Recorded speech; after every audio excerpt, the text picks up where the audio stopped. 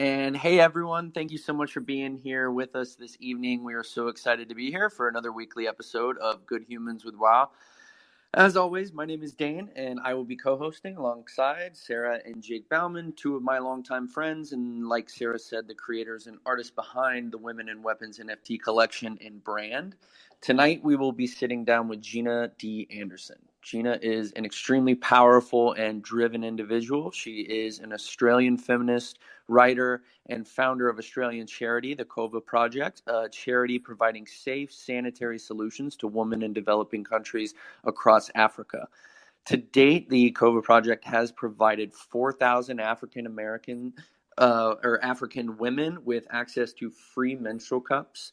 The Cova projects also provide education materials about menstruation for girls to be informed about basic physical health and personal development. In February of 2019, the Cova project became a registered Australian charity, and they are now operating in Liberia, Malawi, Uganda, Ghana, and South Africa.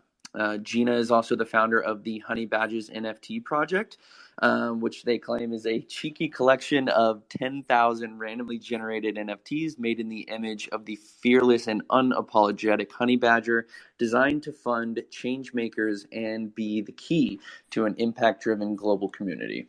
We will get to talk with her about her background, activism, and her role in the NFT space. It is truly a pleasure to have someone of her caliber on stage with us this evening, and I, for one, cannot wait to hear more about some of the amazing work she has planned. So without further ado, I'll hand it back off to Jake and Sara so we can get the show started. Thank you so much, Dane. And first of all, I know a lot of people tend to ask what the music is that we play at the beginning. This one was Unstoppable by Sia.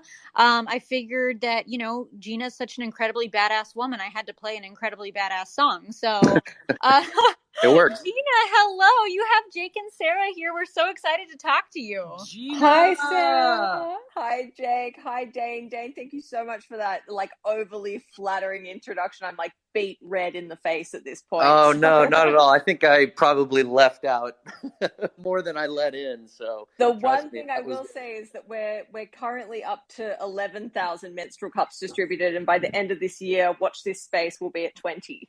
Wow. That makes me so happy to hear. That is absolutely fantastic. You are just an absolute boss lady. We can't get started on this, Sara, or else we're never going to get anywhere. I know. You're not wrong about that. Well, let's hit the ground running. How about that? Let's do it. So Geena, for those who don't know you, can you tell us a little bit about yourself? Of course, anything we didn't already cover, and help us understand a little bit more about who you are.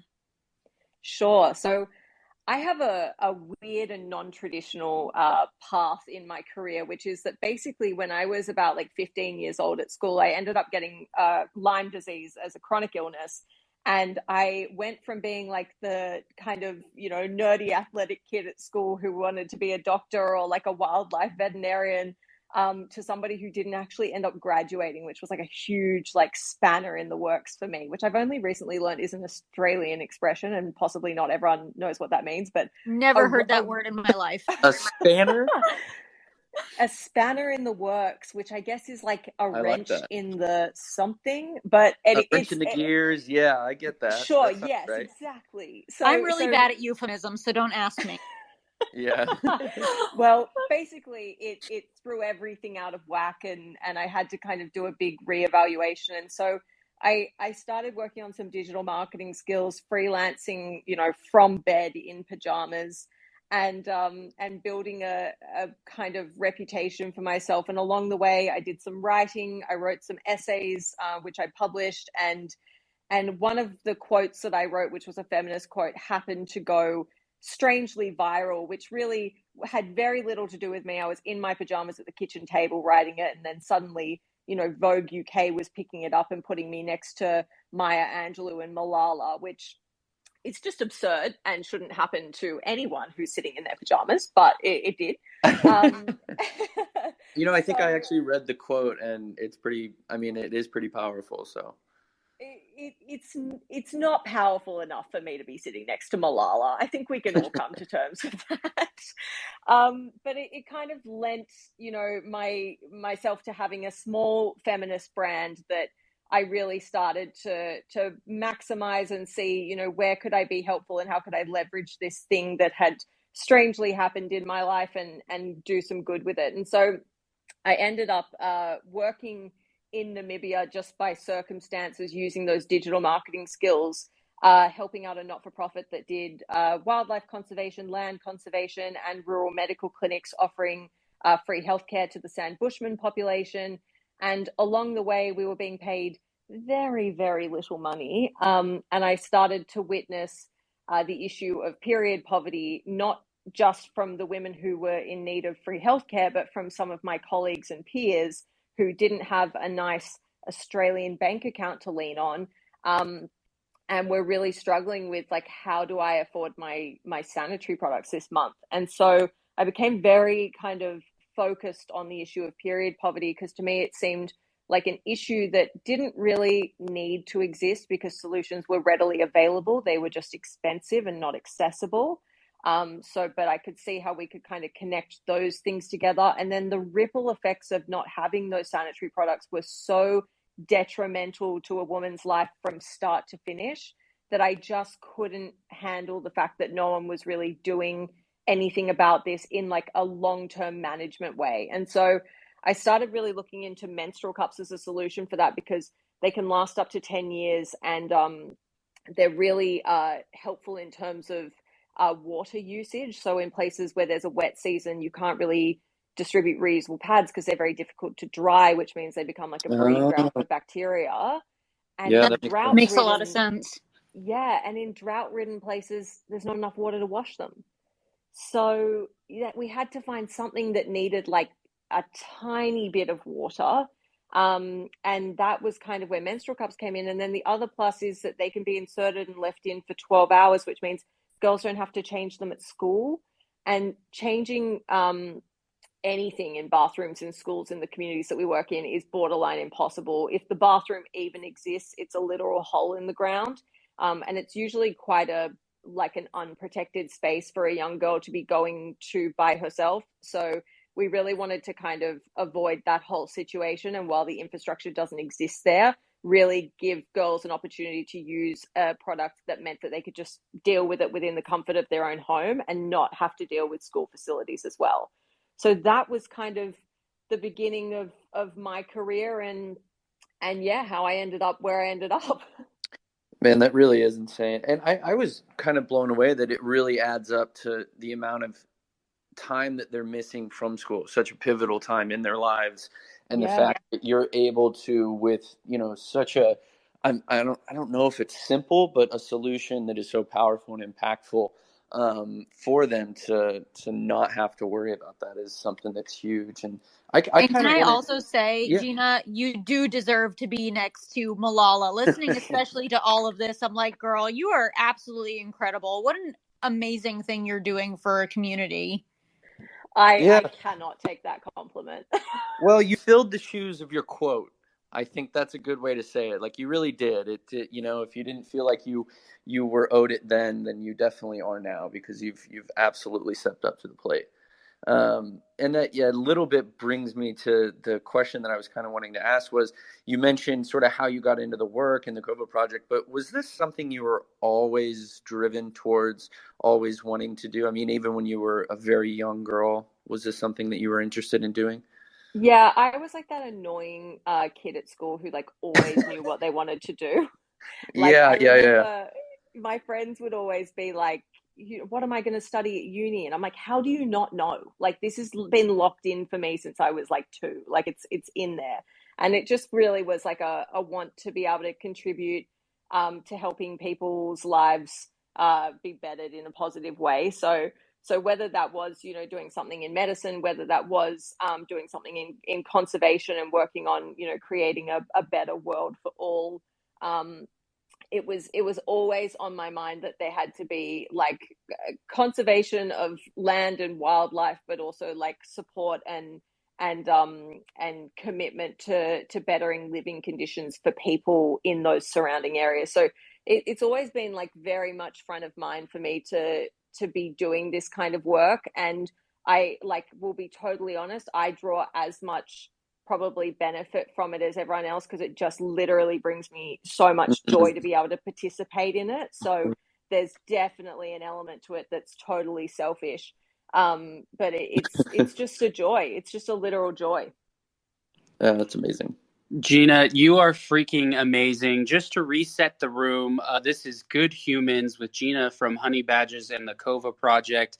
Please, please, please, if you are not already, go follow her and Honey Badges. And please share the room so we can get more and more people into this wonderful space. Geena, my question for you is, first off, I'm so glad that you've brought your superpower and these skills that you've acquired throughout the years in the NFT space. But when did you get into the NFT space and why? What drew you here? Thanks, Jake. And Jake, you are one of my favorite people ever.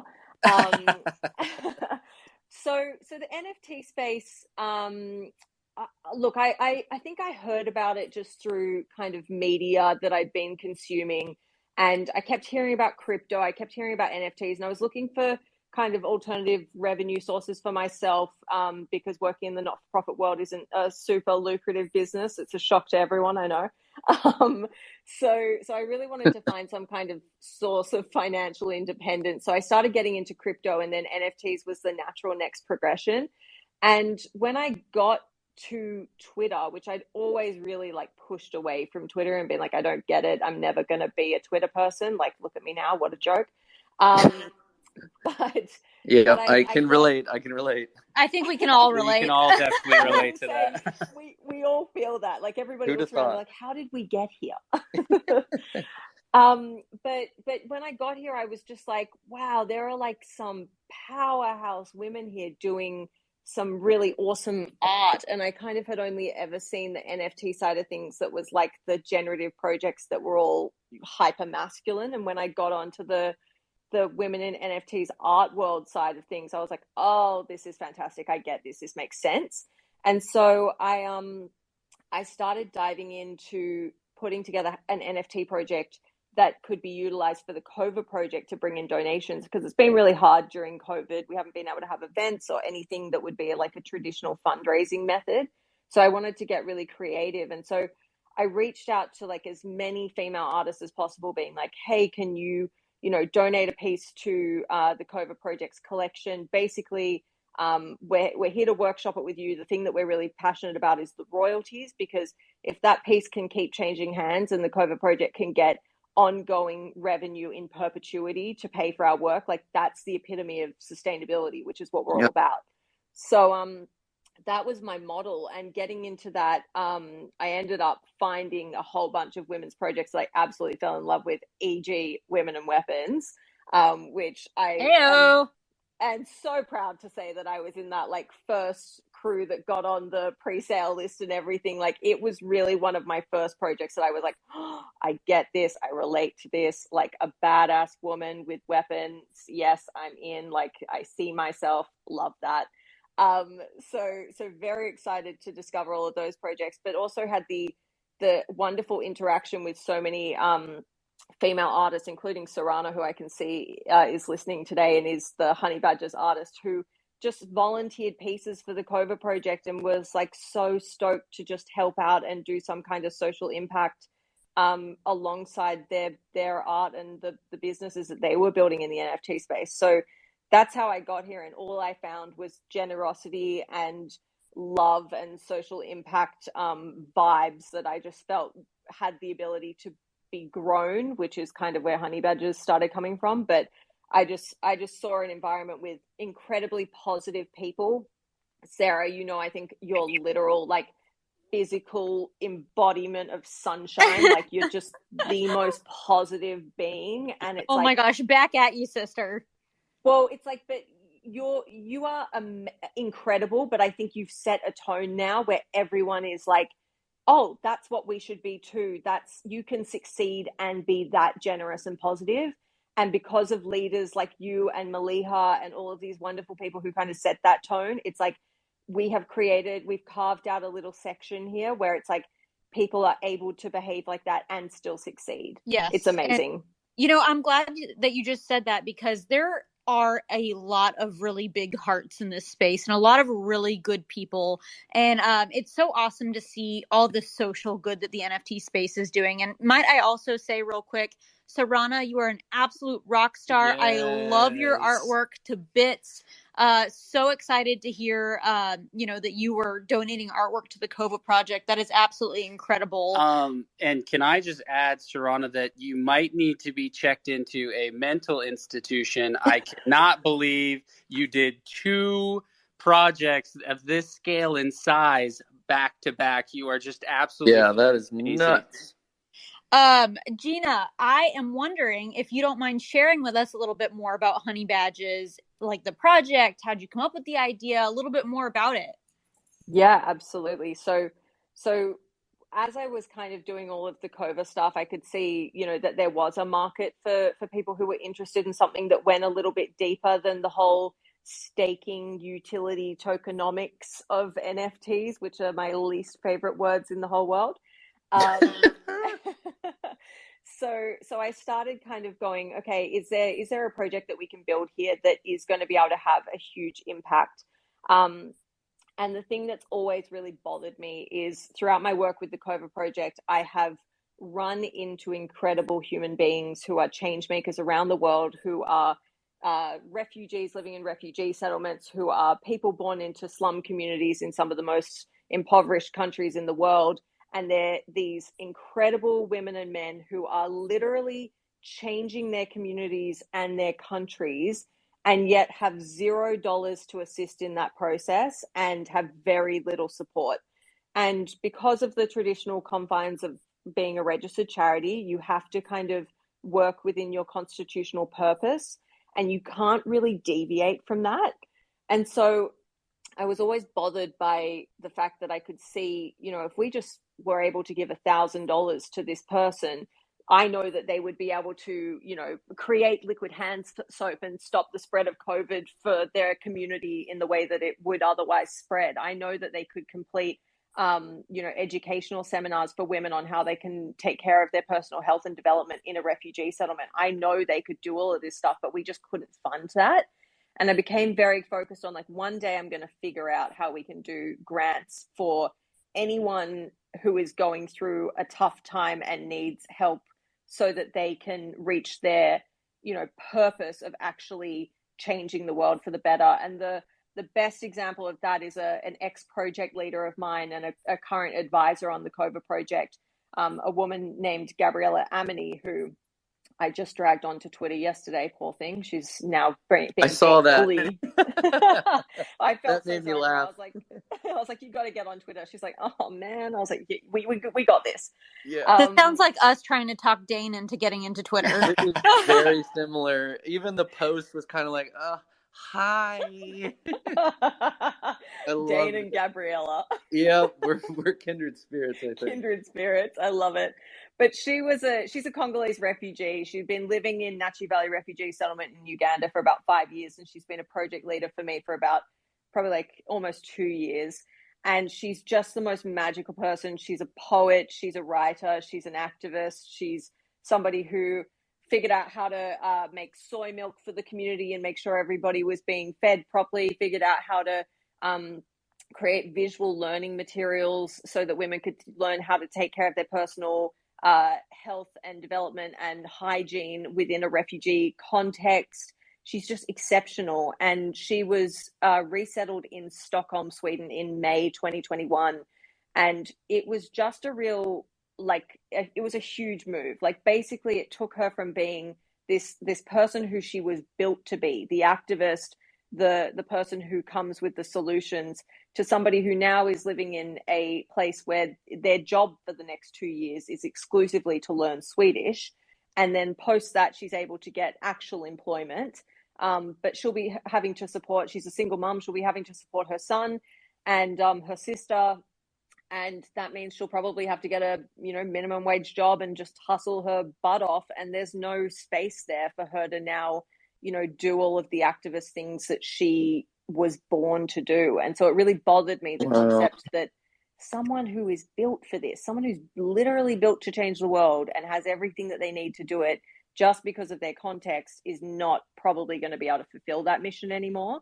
And so she became really my driver for Honey Badgers in finding a way to get her book funded, which is her big passion, is sharing her refugee story and making sure she's able to educate others on what the experience looks like, and create kind of a sense of, you know, community and purpose within reading this story, but also sharing the educational materials that she made for refugee women living in settlements on how to take care of themselves. So she's got this kind of big vision, and it just needs like a chunk of money to get going. So we built her into our roadmap, giving her 2.5% of all Mint revenue, just to make sure that she can get that book published. And so that's kind of where Honey Badger's inspiration came from. And the gist is that we want to be able to provide peer-to-peer grants to global change makers around the world, and basically, like, post-Mint, implement a DAO structure where everybody is able to vote each month on applicants who've applied to receive grants. And based on, we're going to basically send 100% of all ongoing royalties into the DAO community wallet. And that money will be used to divvy out the grants each month. And that way, everybody in the DAO gets to vote. It's a kind of democratic, feel-good process each month. I'm almost seeing it as like a hobby. Like you get to come in each month, and it's like having a couple of wines or playing basketball with your girls. It's that activity that you do together. But the impact that it can have is kind of outrageous. So that's what we're building. See that. Absolutely. I mean, the impact, and I want to get a little bit more into the DAO aspects of things, some of the other things you were hitting on as well, because they really are, I thought, one of the coolest parts of what you were doing and engaging with the community, allowing them to sort of help drive the funding and the foundation that you're running, which is so cool. I did want to touch, I mean, you answered a lot of this question I was actually planning on asking, but I did just want to touch again on sort of the choices behind the change makers, and maybe not even the ones, because we've already talked about Gabriella and the Cova project, obviously, but some of the ones that you're really specifically trying to lean into or have plans to lean into in the future. So our first grant that we're giving out is a grant that was selected by Sara, actually, as our artist, and her husband Tom. And Tom has worked in Australian Indigenous educational services for the last couple of years. So he's very passionate and knowledgeable about that space. And as Aussies, it felt really important to us to kind of make sure that we were giving back on home soil as a priority. So the grant that we want to start with is a $5,000 grant to Sarana, correct me if I mispronounce this, but the Noatikin Academy, which basically is a school that really focuses on teaching and educating in a way that is very community focused, community led, and in full consultation. We have a lot of issues which I can't even start to go into in Australia with Indigenous education, and ensuring that it's actually done with the community front of mind, instead of just kind of a one size fits all education model, which, I mean, I think all countries kind of struggle with this, or struggle really probably. Yeah, I was going to say maybe they don't put a lot of effort into making it much better, but there are certain organizations that do make it a priority, and this is one of them. And so we really wanted to back them in their expansion and their process of really crafting a school that hopefully can set a precedent for education in some of the most remote parts of Australia, that's truly done in a way that's one of the things we always say with the Cova project is we want to minimize our negative impact, and we want to maximize our positive impact. And when you do anything in the world, any action, there's both things happen, right? So in terms of how the Indigenous educational services that we want to kind of back, we want to back ones that have minimal negative, maximum positive. So that is why we selected this grant recipient, and that's why kind of it very much was something that was close to all three of our hearts. I love that, Geena. You're freaking amazing. And I know you dipped your toes in this pool a little bit already, but I really do think one of the coolest aspects of what you intend to do with the community is the DAO. And I know you and I and Sara actually have had like a thoughtful discussion about this offline, but I'm hoping you can kind of enlighten us if you have a little bit more info about like what exactly is that going to look like, and is it going to be like a one-to-one voting power based on how many you have, how many votes, how's it going to be kind of run? Like, I'd love to learn a little bit more about that, and I'm sure everyone else would too. Yeah, totally. So I think, the thing that I love about DAOs are the democratic structure of them and how everybody does get a vote. The thing that I'm also conscious about is that with any situation, you do need to have leadership and advice. I'm a member of multiple DAOs, and the best run ones, I think, have a small leadership team that is responsible for kind of tasks and the nitty gritty of everything. And then the large majority of holders are really here to kind of weigh in on the decision making when it comes to the point of like we're about to execute something. So what we want to do is we want to build a leadership group within the DAO. Those people would be responsible for doing the vetting of applicants, because bringing on the ability for anyone to apply for money means that we are going to have potential bad actors within that. So we do need to have like a pretty sophisticated vetting process there, which means that we need to have a group of people who know what to look for, and are really able to spot who is going to be the appropriate person to receive these funds. So our process is that we're going to have open applications. The leadership team is going to select the strongest applications out of all of those ones that can meet all of our verification processes. We also recognize that there are a lot of activists who need to keep their identities concealed to a degree, or their locations concealed. LGBTQI plus activists across Africa can't be kind of blowing up their home address. And, feminist activists in Afghanistan. Sorry, go Dane.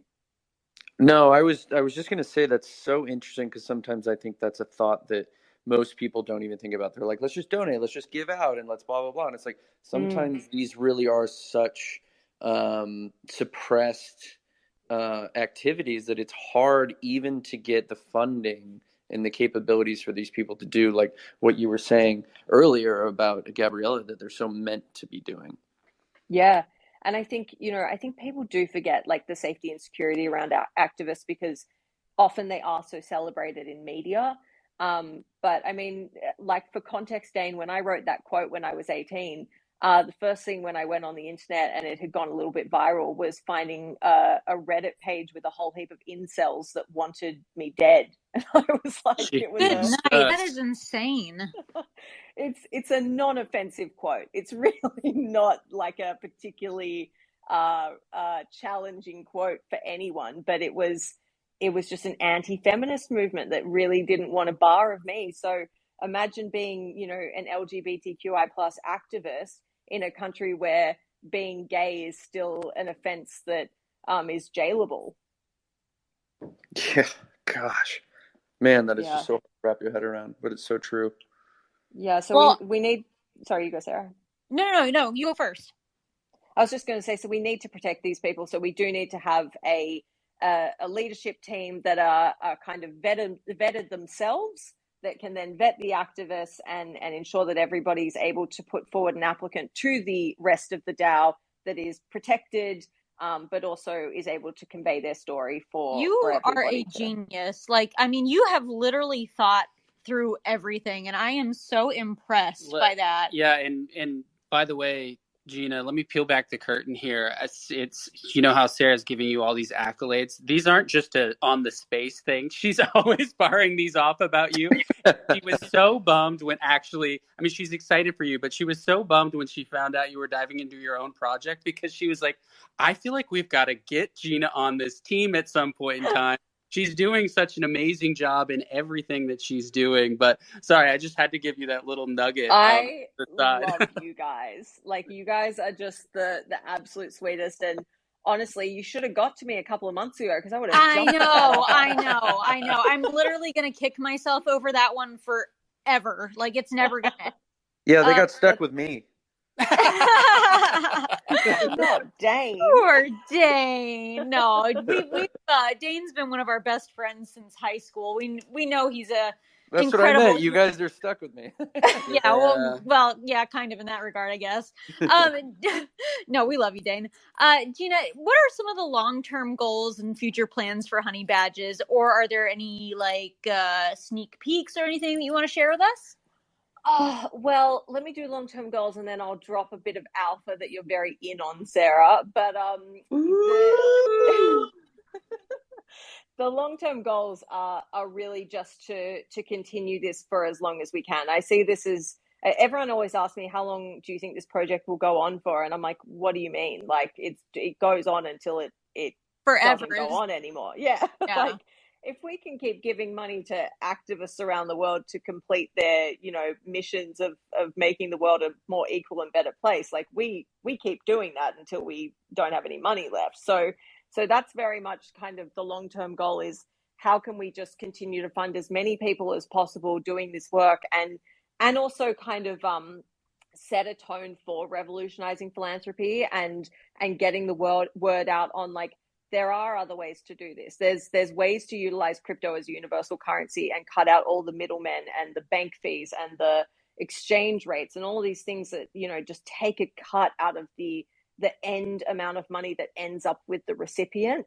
And so I do think if we can successfully pull this off, it's something that people are going to look at and be like, oh wow, that's a future model for this kind of work. So that would be the long-term goal. And then in terms of launching the project, which we're minting on March 8th, which is International Women's Day, which I always call Second Christmas because I just love it so much.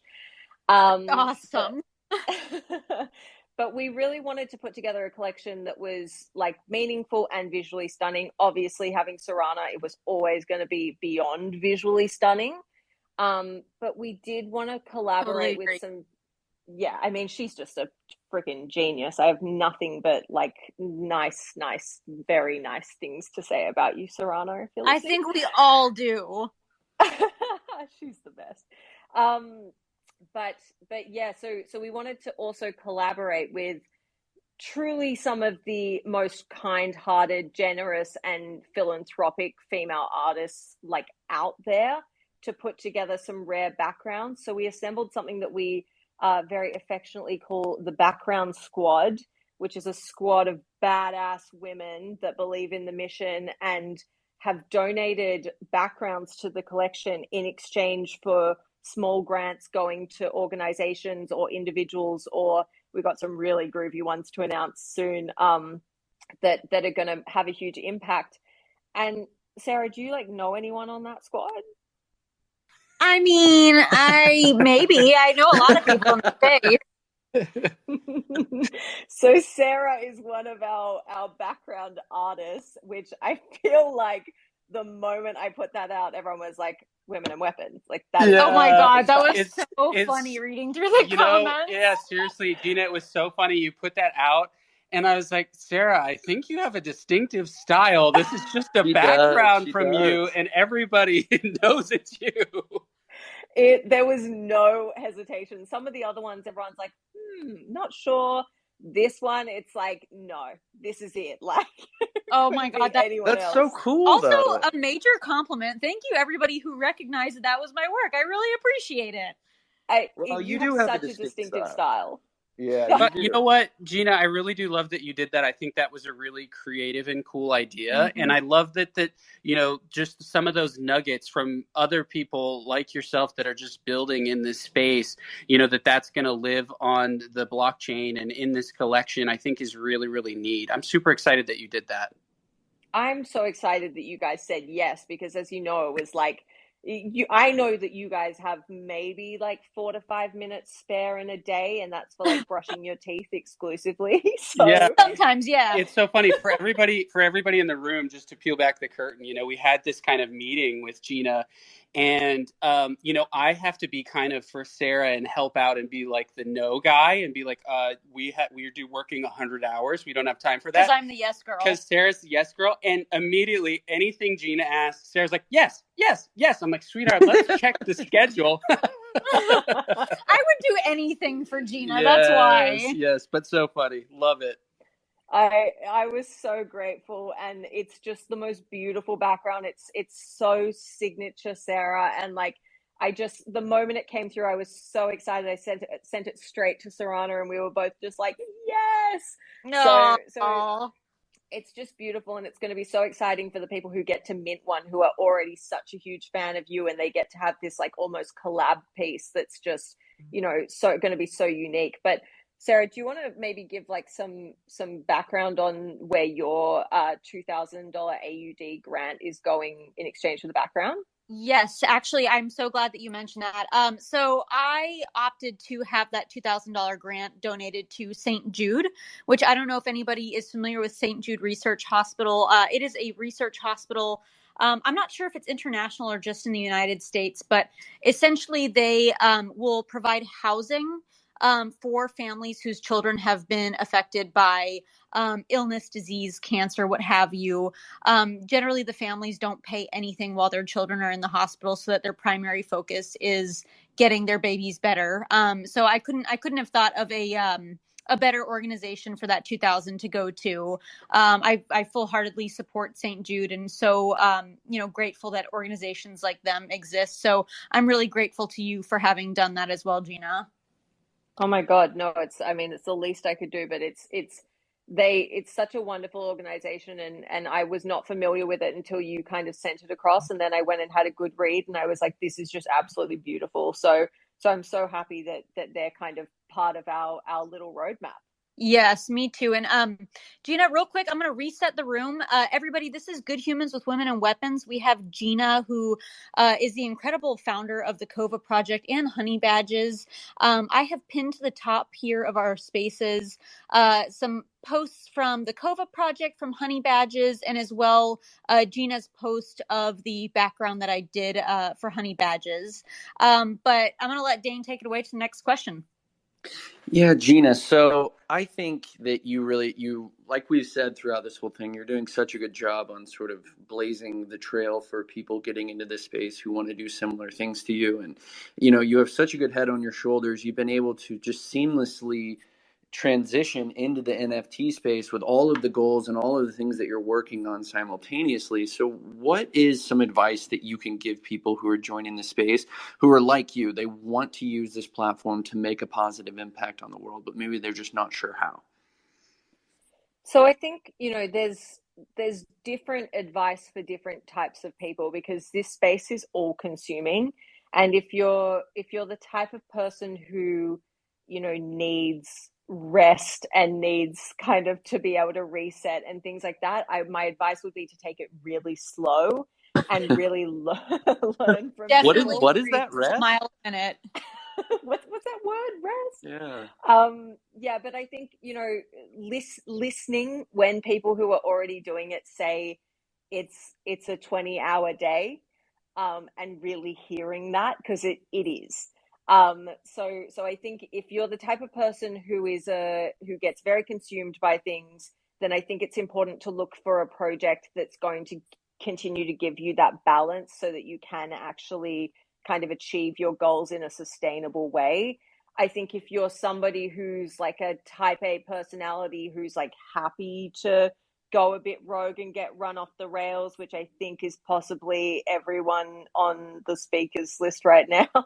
Not correct. Then just throw yourself in, like just go hard. I mean, Sarana and I were laughing last night, being like, we say yes to everything. And, we were being like, that's not always in our favor. That's not always in our favor. And we were having like about 5 minutes of whinging about, we've had to do this and this. And then we both just looked at each other, burst out laughing, and went, it's absolutely worked in our favor. What are we even talking about? Like, look at where we are right now. Look at what we're building.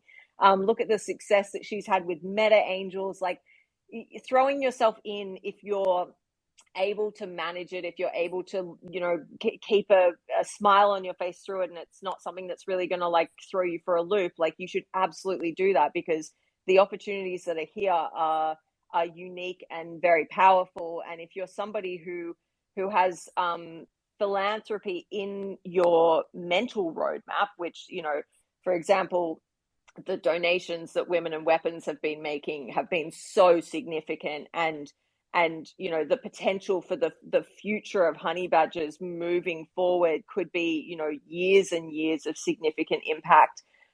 If you're looking to do things like that, I highly recommend jumping in and doing it, because I think there's a big gap for it. If you're very kind of in this insulated women in NFT space, it appears like there's philanthropy everywhere. There's not in NFTs. Like I mean, I'm a part of so many incredibly male dominated projects. And every time they make a $5,000 donation, everybody pats themselves on the back and they call it a day. And you're kind of like, well, that's great, but you should go have a look at what some of the women-led projects are doing, because it's pretty massive. And you know, so Geena, I hate to stop you there, but it's so funny because that's so freaking true, because, you know, as soon as we started talking about the scale of, you know, kind of the dollars that get brought into, you know, these types of projects, the first thing that Sara said is, how much of that can we give away, and what's the best way we can give it away, and what would have the highest impact? And it's so similar across so many of these female-led projects. Mm-hmm. And that just makes me so freaking happy. But you're just so right about that point. There's incredible generosity and thoughtfulness across the women-led projects, and at the same time, like, you know, I'm the biggest cheerleader for financial independence, and you know, we are all getting paid from honey badgers. Like, I've been completely transparent about that from the jump. But it's the fact that, like, it was the thing that we were all excited to do so that we can continue doing the work that we're doing. Like, it's never kind of done in the way that I think you see some of these other projects where, and like, I mean, we don't need to even use the word, do we? But some of these rug pulls where it's like, wow, like these people walked off with millions of dollars. And it's like, that money, when you work in an industry like I do, that is like wounding to hear, because like a couple of $1 million for the Cova project is honestly the difference between like the entire Game like changer. female Mm-hmm. what's the entire female population of a country like Namibia receiving menstrual cups. Yeah, Yes, absolutely game changing. you can make a massive impact with that amount of money. I think And it's just so easy for people to separate themselves from the idea. You know, they're looking Yes. at something that's already so ethereal and so meta, and this idea of an NFT and cryptocurrencies, and you get taken further and further away from reality in a lot of cases. And sometimes the last thing that people stop to think about is, you know, what am I doing in the real world? All of this time spent online and something that's digital and but has so much utility behind it, and eventually it's going to really start to revolutionize some things. But when you do stop and take a minute to look at yourself and what you're doing around you, I mean, I always felt that whatever I was doing, if you were making a ton of money, it was always, I had that funny idea that if you were going to spend money on purchasing something outlandish for yourself, a great way to keep that in check is, if I buy that Ferrari, I have to donate the exact same amount that I would spend on it. And that would keep you in check, because you'd be like, ooh, I'm doubling what I actually thought I was going to spend, because I'm going to donate this same amount every time. And keeping that in mind is hard. And Geena, just to circle back to the advice question, and I mean, not that anybody asked the question to me, it was you, but you just inspired me to say this to the group of people that are here. Sara said this earlier in a space, and I can't remember what it was, but it just really, like, you know, hit home for me, is we need people to start bringing their superpowers into this space. And you are just such a shining example of that, bringing your activism and your chair. That just makes me so freaking happy. But you're just so right about that point. There's incredible generosity and thoughtfulness across the women-led projects, and at the same time, like, I'm the biggest cheerleader for financial independence, and we are all getting paid from honey badgers. Like, I've been completely transparent about that from the jump. But it's the fact that, like, it was the thing that we were all excited to do so that we can continue doing the work that we're doing. Like, it's never kind of done in the way that I think you see some of these other projects where, and like, I mean, we don't need to even use the word, do we? But some of these rug pulls where it's like, wow, like, these people walked off with millions of dollars.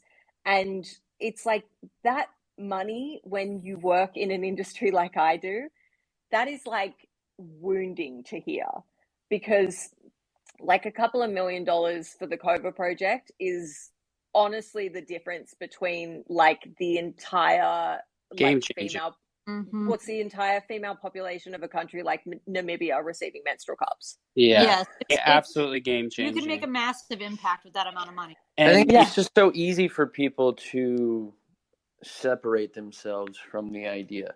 They're looking Yes. at something that's already so ethereal and so meta, and this idea of an NFT and cryptocurrencies, and you get taken further and further away from reality in a lot of cases. And sometimes the last thing that people stop to think about is, what am I doing in the real world? All of this time spent online and something that's digital but has so much utility behind it, and eventually it's going to really start to revolutionize some things. But when you do stop and take a minute to look at yourself and what you're doing around you, I mean, I always felt that whatever I was doing, if you were making a ton of money, it was always, I had that funny idea that if you were going to spend money on purchasing something outlandish for yourself, a great way to keep that in check is, if I buy that Ferrari, I have to donate the exact same amount that I would spend on it. And that would keep you in check, because you'd be like, ooh, I'm doubling what I actually thought I was going to spend, because I'm going to donate this same amount every time. But keeping that in mind is hard.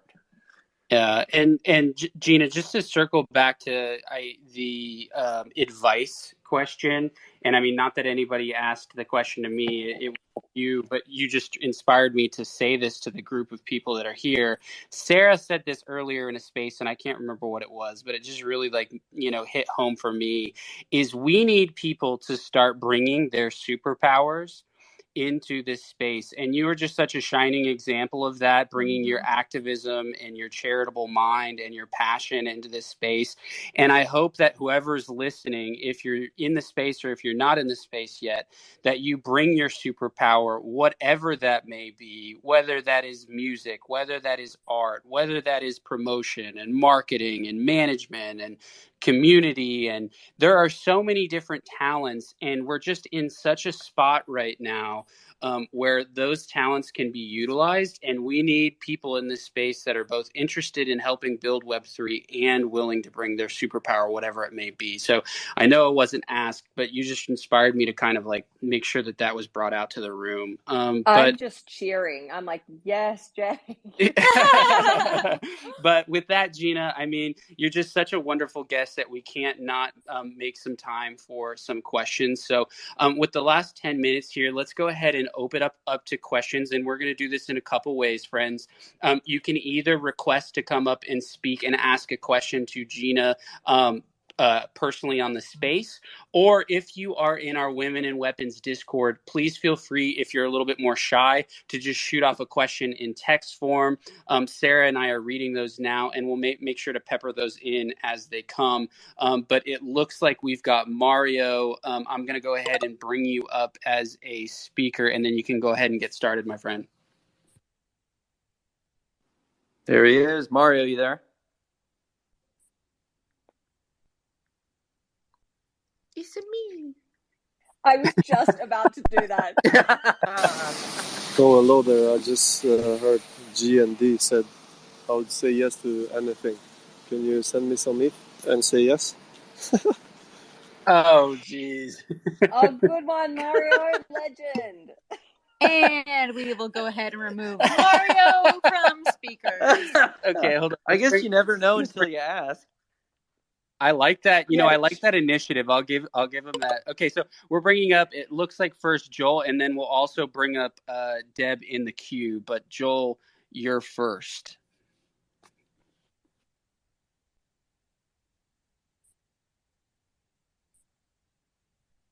Joel Hirsch, can you hear us? Yes, hello? Hey. Hey. Hi. Me and my wife, I'm Joel Hirsch. So me and my wife, we have a bakery. My wife is the artist. We just started doing NFTs. So we set up a page and accounts and things, but we're looking for someone like to help us, let's say, with the digital part. Like, we're based off a character and we're going to be switching the character every single day to a different idea, let's say. So we're going to need someone like to help us like on day-to-day basis. I would like to know if you can give us any advice. My advice would be LinkedIn. That's where we found our marketing support. I think people get very like caught up in the whole Web3 Twitter thing, but there's plenty of people, as Jake said, who have marketing superpowers, PR superpowers, all of those things on LinkedIn. So I would advertise through traditional channels. Right. Yeah, and you can also get contract people through that. I actually worked as a hiring specialist for software developers, and you can do small portions on LinkedIn. I mean, it's a very broad scope, and there's so many good people on there if you learn the tools. What should I be searching for digital? What should I be searching for? Dane, you want to take this? Well, I was just going to say, if you have a list of specific things that you're looking to get done in a specific time frame, a good starting point would be to come up with an overarching description of the role. So if you can figure out logistics on time frame, what they would be doing, what the project is about, so you want to explain yourself as best you can, and then give a time frame and have them reach out to you directly. But it's all about figuring out the right skill set. I appreciate it. All right. Thank you so much, guys. Thanks so much, Joel. And Deb, I believe you are up if you're ready. Hey, I'm going to be super fast, but I just wanted to say hi. I joined the space late because I just finished hosting another space, but I'm an OT, and so I just had to say hey, I have two of your pieces, and I love them so much. And I just wanted to give a quick shout out because I'm just really impressed with what you've done, and would love to connect with you about my charity project that I'm doing about safety and Web3 for women. But just had to say hi as a fellow occupational therapist, and your art is amazing, and I love what you've done. So. Oh my gosh, that is so awesome. I know that we are like as OTs like a dime a dozen basically. So so happy to meet a fellow OT. Thank you so much for coming up. I really appreciate you. Yeah, and congratulations on everything. Looking forward to connecting at some point. Oh, thanks, Deb. I appreciate it. Send me a DM on my personal Twitter. All right, squad. If anybody else would like to jump up for questions, feel free to go ahead and do it. In the meantime, Miss Geena, I think some people in our Discord are wondering if you have any additional alpha. Oh, and follow up to that, where does your inspiration and passion come from? Oh, what an interesting question. I have no idea what the answer to that question is. Where does my inspiration and passion? I think just people. I think it's like when you interact with people and you're a people person, an extrovert, it's kind of like if you see somebody who's struggling with something that you know that you can assist with, like why not? I don't really I don't think it's any deeper than that. I would say that for the passion. Any additional alpha, look, this is a trap because everyone knows I have a big mouth, and so I get in these situations and then I start saying things that I'm not meant to be saying. But I guess what I can do is I can tease a little bit about the next go on. The next background squad member I might do a little teaser for, which is all I would say is she's got a lot of power, and I'll leave it there. Oh, snap. Okay. We're excited. We're ready for it. Super stoked for this. And it looks like we've got another person up on the stage for a question. Sheezy BB. Hello. Hi, Geena. It's so nice to be in a space where I actually get to hear you live. Sheezy.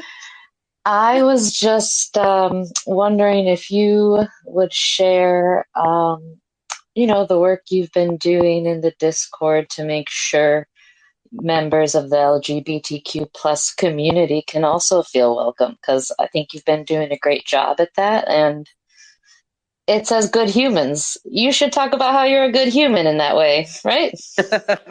The best human. Again, beat red in the face now.